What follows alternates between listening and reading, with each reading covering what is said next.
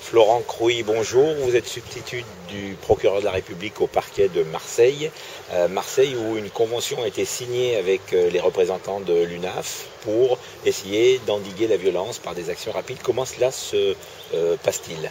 Alors effectivement, en mai 2009, le parquet de Marseille a signé avec l'UNAF la première convention qui permet donc d'endiguer la violence dans le sport et plus précisément des violences à l'encontre des arbitres. Le but de cette convention est de rapprocher un petit peu le corps arbitral de la justice par le biais de signalement, puisqu'on se rend compte que souvent les plaintes qui sont déposées par les arbitres sont dans des commissariats de secteur et que les remontées au parquet sont parfois tardives. Donc par le biais de fiches de signalement qui sont adressées directement par les représentants de l'UNAF ou par le biais de leurs avocats, le parquet de Marseille engage une action immédiate par le biais d'une saisine de services de police ou de gendarmerie adaptés pour ce type d'enquête. Et donc voilà, pour essayer de porter à l'audience.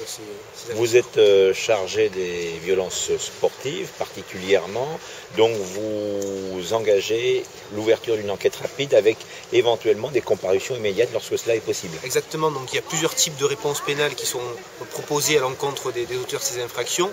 La réponse la plus ferme, c'est la comparution immédiate, puisqu'elle a lieu déjà dans un temps très rapproché de l'action, puisque à l'issue de l'agression et du match, si on peut interpeller l'auteur sur place, à l'issue de la garde à vue, il est déféré au parquet et il passe en comparution immédiate avec souvent des sanctions assez fermes.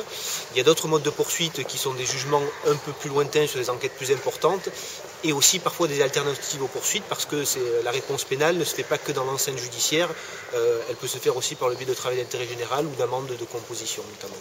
Comme les responsables de l'UNAF, vous estimez que la signature de cette convention permet effectivement de lutter plus efficacement contre les violences envers les arbitres? Alors, ce qui est important, c'est que dans chaque parquet de France, il y a désormais, pour les signataires de la Convention, un référent de violence sportive. Nous, on a été un petit peu avant-gardistes sur le sujet à Marseille, par le biais notamment de Jacques Dallès, qui est un passionné de sport, et je crois que nous avons beaucoup de sportifs parmi les magistrats.